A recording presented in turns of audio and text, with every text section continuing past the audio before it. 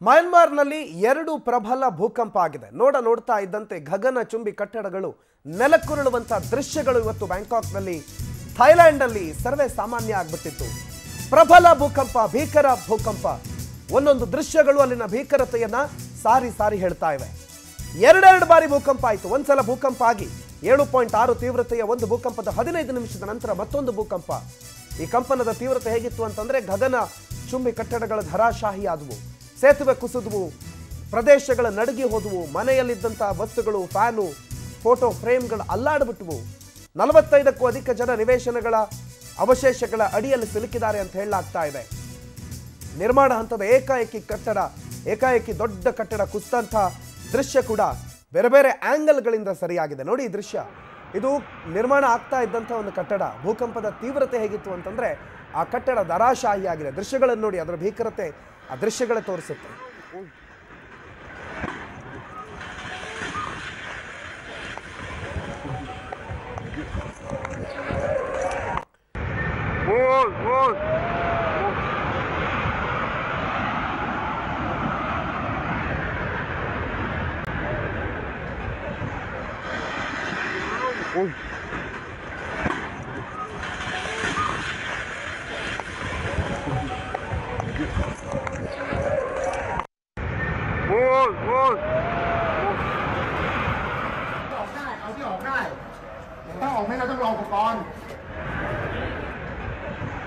ದೃಶ್ಯಗಳನ್ನು ಗಮನಿಸ್ತಾ ಇದ್ದೀರಿ, ಹೇಗೆ ಅವಶೇಷಗಳ ಅಡಿಯಲ್ಲಿ ಜನ ಸಿಲುಕಿದ್ದಾರೆ ಅಂತ. ನಾವಾಗಲೇ ಹೇಳಿದಾಗ ಅದು ನಿರ್ಮಾಣ ಹಂತದಲ್ಲಿದ್ದಂಥ ಕಟ್ಟಡ. ಭೂಕಂಪ ಆಗುತ್ತೆ ಅಂತ ಹೇಳಿ ಯಾರಿಗೂ ಆ ಭೂಕಂಪ ಆಗೋವರೆಗೂ ಗೊತ್ತೇ ಇಲ್ಲ.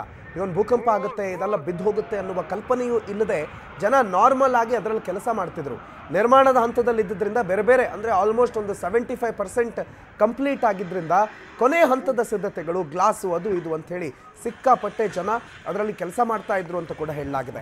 ಸುಮಾರು 40-45ಕ್ಕೂ ಅಧಿಕ ಜನ ಆ ಅವಶೇಷಗಳ ಅಡಿಯಲ್ಲಿ ಸಿಲುಕಿದ್ದಾರೆ. ಕೆಲವರು ಕಣ್ಣು ಕಾಣಿಸ್ತಿದ್ದಾರೆ, ಇನ್ನು ಕೆಲವರು ಕಾಣಿಸ್ತಾ ಇಲ್ಲ. ಆ ಅವಶೇಷಗಳ ಅಡಿಯಲ್ಲಿ ಸಿಲುಕೊಂಡಿದ್ದಾರೆ. ಸೊ ಅವರನ್ನೆಲ್ಲ ರಕ್ಷಣೆ ಮಾಡಬೇಕು ಅಂತ ರಕ್ಷಣಾ ಕಾರ್ಯಾಚರಣೆ ಒಂದು ಕಡೆ ನಡೀತಿದೆ. ಇನ್ನು ಗಂಭೀರವಾಗಿ ಗಾಯಗೊಂಡವರ ಸಂಖ್ಯೆ ಜಾಸ್ತಿ ಆಗ್ತಿದೆ. ಏಕಾಏಕಿ ಬಹಳ ಪ್ರಬಲವಾದಂಥ ಭೂಕಂಪ ಇದು. ಏನೋ 4.3 ತೀವ್ರತೆ ಅಲ್ಲ, ಒಂದ್ಸಲ 7.7 ತೀವ್ರತೆ, ಇನ್ನೊಂದ್ಸಲ 6 ತೀವ್ರತೆ. ಸೊ 2 ಸಲ 15 ನಿಮಿಷಗಳ ಅಂತರದಲ್ಲಿ ಕಂಪಿಸಿದ ಭೂಮಿ ಸಂಪೂರ್ಣ ಥೈಲ್ಯಾಂಡ್ ಮತ್ತು ಮಯನ್ಮಾರ್ ಜನರನ್ನು ಬೆಚ್ಚಿ ಬೀಳಿಸ್ಬಿಟ್ಟಿದೆ. ಮತ್ತು ಸಮುದ್ರಕ್ಕೆ ಹತ್ತಿರ ಇರುವಂಥ ಪ್ರದೇಶ ಆಗಿರೋದ್ರಿಂದ, ಬಹಳ ಕಡೆ ಜಲಮೂಲಗಳಿಂದ ತುಂಬಿರೋ ಪ್ರದೇಶ ಆಗಿರೋದ್ರಿಂದ ಭೂಮಿಯ ಈ ಬದಲಾವಣೆ ಯಾವ ರೀತಿಯಲ್ಲಿ ವ್ಯತಿರಿಕ್ತ ಪರಿಣಾಮ ಬೀರುತ್ತೆ ಕಾದು ನೋಡಬೇಕು.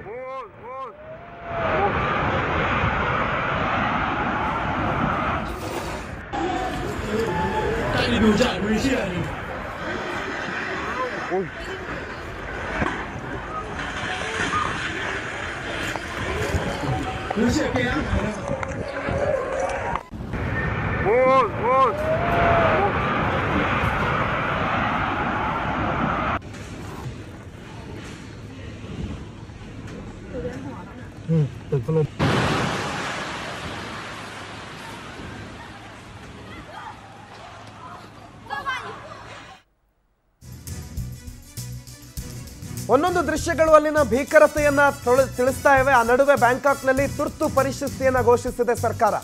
ಪ್ರಬಲ ಭೂಕಂಪಕ್ಕೆ ಹಲವಾರು ಕಟ್ಟಡಗಳು ಕುಸಿತ ಆಗಿದೆ. ಎಲ್ಲ ಕಡೆ ಜನ ನರಳಾಡ್ತಿದ್ದಾರೆ. ಹಾಗಾಗಿ ಪ್ರವಾಸಿಗರ ಸ್ವರ್ಗ ಅಂತ ಕರೆಸಿಕೊಳ್ಳೋ ಬ್ಯಾಂಕಾಕ್ನಲ್ಲಿ ಕಟ್ಟೆಚ್ಚರ ವಹಿಸಲಾಗಿದೆ. ಭಾರಿ ಪ್ರಮಾಣದಲ್ಲಿ ರಕ್ಷಣಾ ಕಾರ್ಯಾಚರಣೆ ನಡೀಬೇಕಿದೆ. ಅವಶೇಷಗಳ ಅಡಿಯಲ್ಲಿ ಹಲವರು ಸಿಲುಕಿರೋ ಶಂಕೆ ಇದೆ. ಹಾಗಾಗಿ ಬ್ಯಾಂಕಾಕ್ನಲ್ಲಿ ಎಮರ್ಜೆನ್ಸಿ ಘೋಷಣೆ ಆಗಿದೆ, ತುರ್ತು ಪರಿಸ್ಥಿತಿ ಘೋಷಣೆ ಆಗಿದೆ. ಮಧ್ಯಾಹ್ನ ಸುಮಾರು 1 ಗಂಟೆ 20 ನಿಮಿಷ ಅಲ್ಲಿನ ಲೋಕಲ್ ಟೈಮ್ ಲೆಕ್ಕಾಚಾರದಲ್ಲಿ ಆಗಿದ್ದಂತಹ ಭೂಕಂಪ ಇದು. ಭೂಗರ್ಭದ 10 ಕಿಲೋಮೀಟರ್ ಆಳದಲ್ಲಾಗಿತ್ತು. ಮಯನ್ಮಾರ್ನ 2ನೇ ಅತಿ ದೊಡ್ಡ ನಗರವೇ ಇದರ ಕೇಂದ್ರ ಬಿಂದು. ಸೊ ಭೂಗರ್ಭದ 10 ಕಿಲೋಮೀಟರ್ ಆಳದಲ್ಲಿ ಸುಮಾರು 7.7 ತೀವ್ರತೆ ಆಗಿರೋದ್ರಿಂದ ಸಂಪೂರ್ಣ ದೊಡ್ಡ ಮಟ್ಟದಲ್ಲಿ, ಇದು ನೀವು ಗಮನಿಸ್ತಾ ಇದ್ದೀರಲ್ಲ ನೀರು, ಇದು ಒಂದು ಬಿಲ್ಡಿಂಗ್ ಮೇಲಿದ್ದಂತಹ ಸ್ವಿಮ್ಮಿಂಗ್ ಪೂಲ್ನಿಂದ ಬೀಳ್ತಾ ಇರುವಂತ ನೀರು.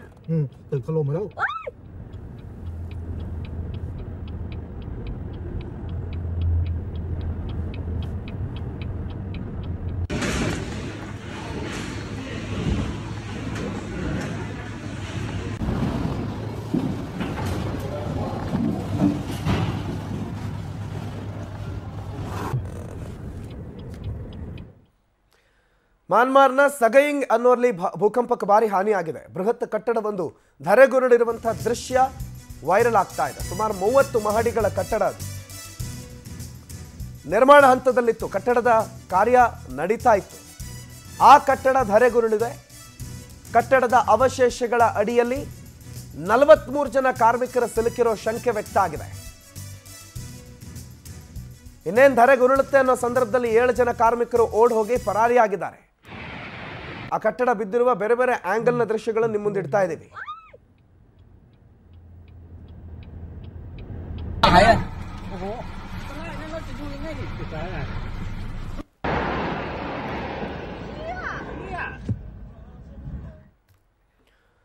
ಮ್ಯಾನ್ಮಾರ್ ಮತ್ತು ಥೈಲ್ಯಾಂಡ್ನಲ್ಲಿ ಭೂಕಂಪನ ಹಿನ್ನೆಲೆಯಲ್ಲಿ ಪರಿಸ್ಥಿತಿಯ ಬಗ್ಗೆ ಕಳವಳ ವ್ಯಕ್ತಪಡಿಸಿದ್ದಾರೆ ಪ್ರಧಾನಿ ಮೋದಿ. ಎಲ್ಲರ ಸುರಕ್ಷತೆ ಮತ್ತು ಯೋಗಕ್ಷೇಮಕ್ಕೋಸ್ಕರ ಪ್ರಾರ್ಥನೆ ಮಾಡ್ತೀವಿ, ನಾವು ಸಾಧ್ಯವಿರುವ ಎಲ್ಲ ಸಹಾಯ ಕೊಡೋದಕ್ಕೆ ಸಿದ್ಧರಿದ್ದೀವಿ ಅಂತ ಭಾರತದ ಪ್ರಧಾನಿ ನರೇಂದ್ರ ಮೋದಿ ಭೂಕಂಪದ ಬೆನ್ನಲ್ಲೇ ಟ್ವೀಟ್ ಮಾಡಿದ್ದಾರೆ. ಸಹಾಯ ಹಸ್ತದ ಘೋಷಣೆ ಮಾಡಿದ್ದಾರೆ. ಮತ್ತಾಗಿರುವ ಹಾನಿ ಮತ್ತು ಅಲ್ಲಾಗಿರುವಂತಹ ನಾಶಕ್ಕೆ ಮರುಗಿದ್ದಾರೆ. ಭಾರತ ಎಲ್ಲ ರೀತಿಯ ಸಾಧ್ಯವಿರುವ ಸಹಾಯ ಕೊಡೋದಕ್ಕೆ ಸಿದ್ಧ ಅಂತ ಟ್ವೀಟ್ ಮಾಡಿ ಸಹಾಯದ ಭರವಸೆ ಕೊಟ್ಟಿದ್ದಾರೆ ಪ್ರಧಾನಿ ನರೇಂದ್ರ ಮೋದಿ. ಭೂಕಂಪ ಹೇಗಾಗುತ್ತೆ, ಭೂಕಂಪ ಯಾಕಾಗುತ್ತೆ ಅನ್ನೋದು ನಿಮಗೆ ಗೊತ್ತಿದೆ. ಭೂಕಂಪನದ ಸೈಂಟಿಫಿಕ್ ರೀಸನ್ಗಳು ಬಹಳಷ್ಟಿವೆ. ಮತ್ತು ಈ ಮ್ಯಾನ್ಮಾರ್, ಥೈಲ್ಯಾಂಡ್, ಜಪಾನ್, ಅದರಲ್ಲೂ ಜಪಾನ್ ಭೂಕಂಪಗಳ ತವರೂರು ಅಂತ ಕರೆಸ್ಕೊಳ್ಳುವಂಥ ಜಾಗ. ಜಪಾನ್ನಲ್ಲಿ ಬಹಳ ಬಾರಿ ಇಂಥ ಭೂಕಂಪಗಳಾಗಿದ್ದನ್ನು ಕೂಡ ನಾವು ನೋಡಿದ್ವಿ. ಆದರೆ ಅದೇ ಮ್ಯಾನ್ಮಾರ್, ಥೈಲ್ಯಾಂಡು ಪ್ರವಾಸಿಗರ ಸ್ವರ್ಗ, ಸಿಕ್ಕಾಪಟ್ಟೆ ಪ್ರವಾಸಿಗರುವಂಥ ಜಾಗ. ಅಂಥ ಜಾಗದಲ್ಲಿ ಈ ಭೂಕಂಪನ ಸಂಭವಿಸಿರೋದು. ಕೇವಲ ಮ್ಯಾನ್ಮಾರ್ನ ದೇಶದಲ್ಲಿ ವಾಸಿಸೋರಿಗೆ ಮಾತ್ರ ಅಲ್ಲ, ಅಲ್ಲಿಗೆ ಹೋಗಿರೋರು, ಪ್ರವಾಸಕ್ಕೆ ಹೋಗ್ತಾ ಇದ್ದವರು ಎಲ್ಲರಿಗೂ ಕೂಡ ಒಂದು ರೀತಿ ಭಯ ಮತ್ತು ಮುಂದೆ ಏನು ಅನ್ನುವಂಥ ಪ್ರಶ್ನೆ. ನಮ್ಮ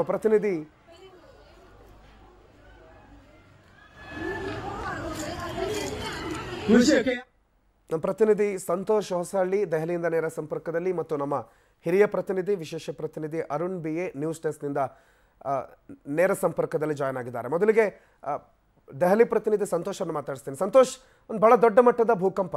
ಮೊದಲಿಗೆ ನಮ್ಮ ಪ್ರಶ್ನೆ, ಭಾರತಕ್ಕೆ ಏನು ತೊಂದರೆ ಇದೆಯಾ ಅಂತ. ಅದ್ರ ಜೊತೆಗೆ ಈ ಘಟನೆಯ ವಿವರ ಏನೇನು ಆಗಿದೆ, ಏನೇನು ಆಯಿತು, ಯಾಕಾಯಿತು ಅಂತ.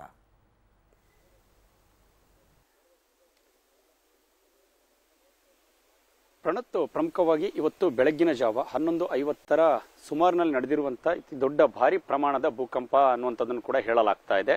2 ಬಾರಿ ಭೂಕಂಪನ ಸಂಭವಿಸಿರುವಂಥದ್ದು. ಮೊದಲ ಬಾರಿಗೆ ಸಂಭವಿಸಿದಂಥ ಭೂಕಂಪ 7.7 ತೀವ್ರತೆಯನ್ನು ಕೂಡ ಹೊಂದಿತ್ತು.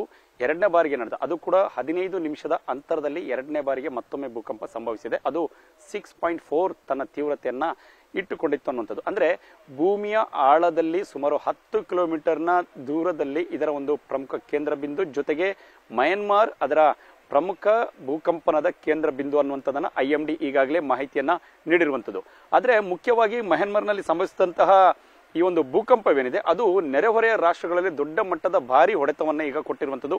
ಪಕ್ಕದಲ್ಲಿ ಇರುವಂತಹ ಪ್ರಮುಖವಾಗಿ ಬ್ಯಾಂಕಾಕ್ನ ಜನಪ್ರಿಯ ಮಾರ್ಕೆಟ್ ಅಂತ ಕರೆಸಿಕೊಳ್ಳುತ್ತೆ ಚಾಟುಚಕ್ ಮಾರುಕಟ್ಟೆ ಅನ್ನುವಂಥದ್ದು ಸಾಕಷ್ಟು ಪ್ರಸಿದ್ಧಿಯನ್ನು ಹೊಂದಿರುವಂಥದ್ದು. ಪ್ರವಾಸಿ ತಾಣ, ಜೊತೆಗೆ ಹೋದಂತಹ ಬಹುತೇಕ ಪ್ರವಾಸಿಗರೆಲ್ಲರೂ ಕೂಡ ಅದೇ ಮಾರುಕಟ್ಟೆಯಲ್ಲಿ ಹೆಚ್ಚಿನ ಒಂದು ಸಮಯವನ್ನು ಕೂಡ ಅಲ್ಲಿ ಕಳೆಯುತ್ತಾರೆ ಅನ್ನುವಂಥದ್ದು. ಹಾಗಾಗಿ ಆ ಮಾರುಕಟ್ಟೆಯ ಬಳಿ ಎಷ್ಟು ಜನ ಆ ಒಂದು ಸಮಯದಲ್ಲಿ ಇದ್ರು ಅನ್ನೋಂಥದ್ದು ಇನ್ನೂ ಕೂಡ ಸ್ಪಷ್ಟವಾಗಿ ಮಾಹಿತಿಗಳು ಲಭ್ಯವಾಗಿಲ್ಲ. ಆದರೆ ಆ ಮಾರುಕಟ್ಟೆಯಲ್ಲಿ ಅವಶೇಷಗಳಲ್ಲಿ ಇರುವಂತಹ ಬಹುತೇಕರನ್ನು ಕೂಡ ರಕ್ಷಣೆ ಮಾಡುವಂತಹ ಕೆಲಸ ಅಲ್ಲಿರುವಂತಹ ಸಿಬ್ಬಂದಿ ಹಾಗೂ ಪೊಲೀಸರು ಹಾಗೂ ಉಳಿದಂತೆ ಬಹುತೇಕ ಸಾರ್ವಜನಿಕರು ಕೂಡ ಅವರಿಗೆ ಬೆಂಬಲವನ್ನು ಕೊಡ್ತಿರುವುದರ ಬಗ್ಗೆ ಮಾಹಿತಿ ಲಭ್ಯವಾಗ್ತಿದೆ. ಇದುವರೆಗಿನ ಮಾಹಿತಿಯ ಅನ್ವಯ 2 ಜನ ಸಾವನ್ನಪ್ಪಿದ್ದಾರೆ ಈ ಒಂದು ಪ್ರಬಲವಾದಂತಹ ಭೂಕಂಪಕ್ಕೆ ಅನ್ನುವಂಥದ್ದು ಪ್ರಾಥಮಿಕ ಮಾಹಿತಿ ಹೇಳಲಾಗ್ತಿದೆ. ಮತ್ತಷ್ಟು ಮಾಹಿತಿಗಳನ್ನ ಎಷ್ಟು ಜನ ಸಿಲುಕಿದ್ರು, ಈ ರೀತಿಯಾದಂತಹ ಮಾರುಕಟ್ಟೆಗಳು ನಾನಾ ಪ್ರದೇಶಗಳಲ್ಲಿದೆ.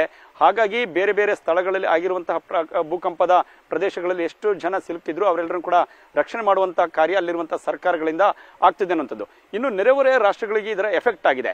ದೆಹಲಿಯ ಈಶಾನ್ಯ ಭಾರತದಲ್ಲೂ ಕೂಡ ಬಹುತೇಕ ಇದರ ಎಫೆಕ್ಟ್ ಅಂದ್ರೆ ಅನುಭವಗಳಾಗಿದೆ ಹೊರತು ಯಾವುದೇ ರೀತಿಯಾದಂತಹ ಹಾನಿ, ಆಸ್ತಿಪಾಸ್ತಿಗಳ ನಷ್ಟವಾಗಿಲ್ಲ ಅನ್ನುವಂಥದ್ದು ಒಂದು ಸಂತಸದ ವಿಚಾರ.